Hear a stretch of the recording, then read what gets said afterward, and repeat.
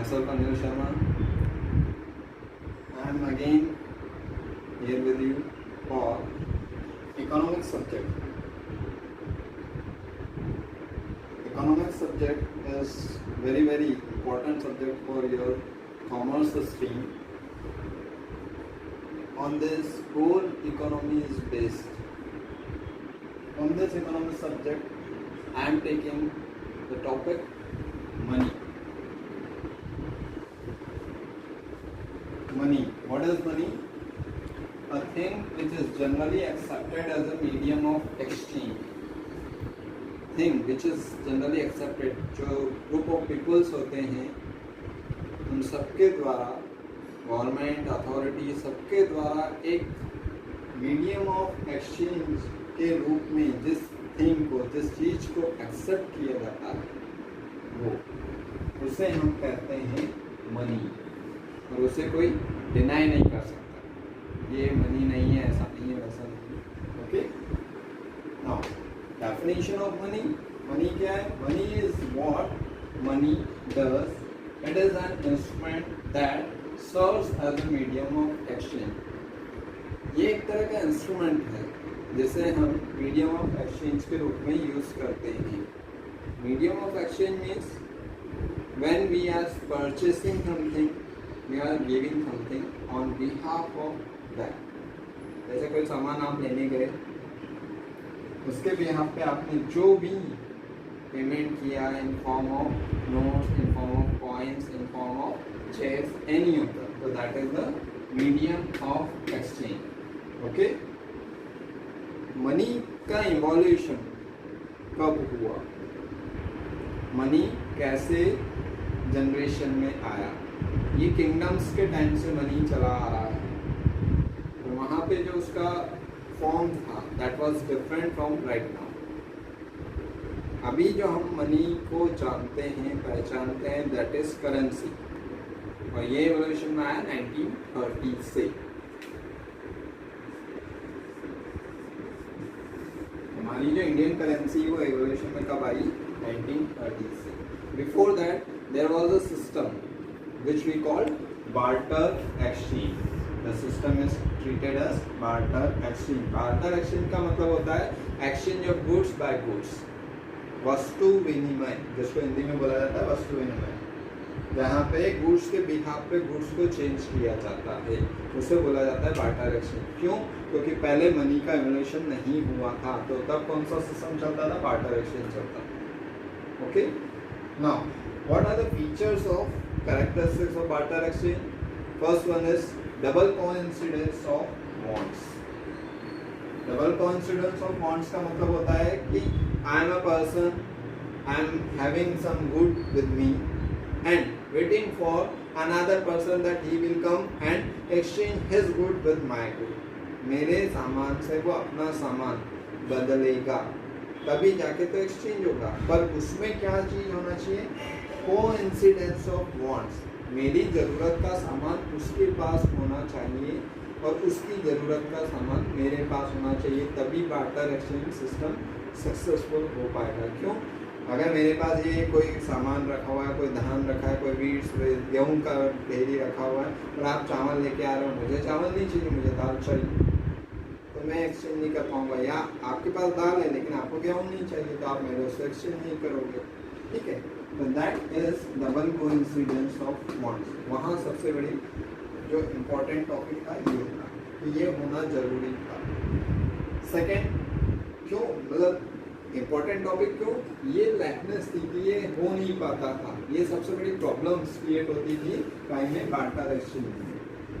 ये समस्याएं आ रही थी. क्या आ रही थी? फर्स्ट और डबल कोइंसिडेंस ऑफ बॉन्ड्स. जरूरी नहीं था कि वो सामने वाला आपकी चॉइस वाला सामान लेके आएगा. सेकेंड प्रॉब्लम क्या आ रही थी? Lack of common unit of value. Common unit of value means this is a one commodity. We know that its price is most probably 10, 20, 30 rupees. सब जानते हैं, कहीं भी जाएंगे it is printed over here. यहाँ पे 30 रुपये का देखेंगे, हाँ 30 रुपीज़ का है.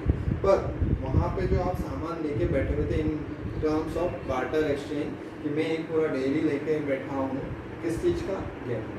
आप वहाँ से चावल लेके आ रहे हैं, पूरा ढेरी लेके आ रहे हैं, तो उसमें आपकी वैल्यूज कौन डिफाइन करेगा?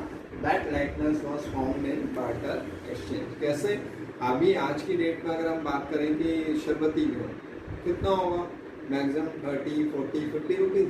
पर वही अगर हम राइस की बात करते हैं कि basmati rice it will go up to the 200 plus का भी होता है। तो वो बार्टर एक्सचेंज में वो प्रॉब्लम हो रही थी। 200 का कमोडिटी रेट वाला सामान हम 50 रुपीज़ के साथ में एक्सचेंज करें या कुछ पर्ल्स के साथ में कुछ धान एक्सचेंज करें, तो वहाँ लैकनेस क्या हो रहा था? लैकनेस of common unit of value, ये प्रॉब्लम फेस किया जा रहा था। Next one is difficulty of future payments of contractual payment. आज की डेट की बात करें, जब इवोल्यूशन ऑफ मनी हो चुका है, मनी इवॉल्व हो चुकी, तो हमारे पास एक फैसिलिटी है कि yes we are purchasing goods on credit.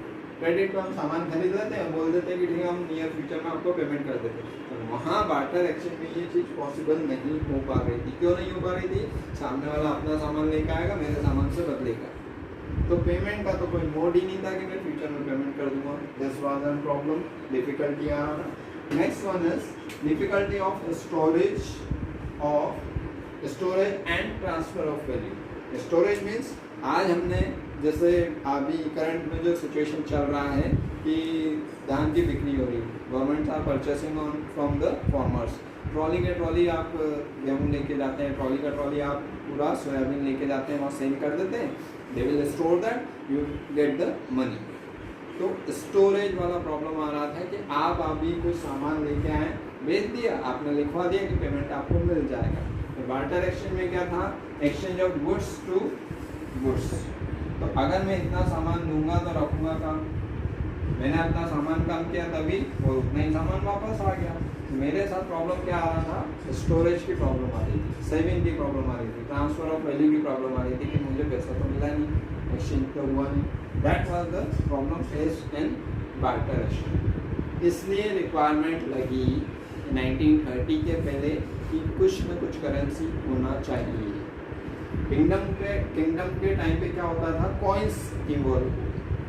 Barter exchange के बाद किंगडम जब स्टार्ट हुआ तो वहाँ कॉइन्स चलते थे, गोल्ड कॉइन चलते थे, सिल्वर कॉइन्स चलते थे, कॉपर के चलते थे।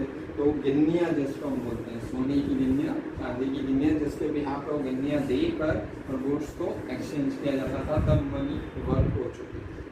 Right now next thing is forms of money.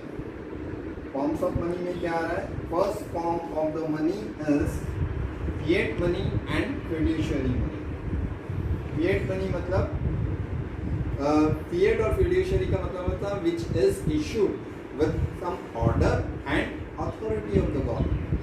जो एक ऑर्डर के साथ में, पावर के साथ में और अथॉरिटी ऑफ गवर्नमेंट के साथ में इशुएंस जिसका हुआ है, like notes, coins, cheques, hundis, ये सब जो हैं ये पावर हैं। आपने 100 रुपीज़ का नोट दिया तो सामने वाला उसको डिनाई नहीं कर सकता। क्यों नहीं कर सकता? कि on that note something is written over on that note. क्या लिखा हुआ है उस नोट के ऊपर? I promise to pay the sum of rupees to so in so person. उसमें मैं धारक को इतने 100 रुपये अदा करने का प्रॉमिस करता हूँ, ये उस नोट में लिखा हुआ है। तो दैट इज फिएट मनी और fiduciary money, means issued by order authority of the government. The next form of the money is full-bodied money and credit money. Full-bodied means money in terms of coins. मतलब एक in terms of coins मतलब कि जो एक equivalent हो money की value के, commodity value जो होती है उसके इक्विवेलेंट होता है, वही full-bodied money माना जाता है। Okay? तो in this topic we are covering what? First one is the money, definition of money, barter exchange, forms of money. For this one, that's okay for today. Thank you.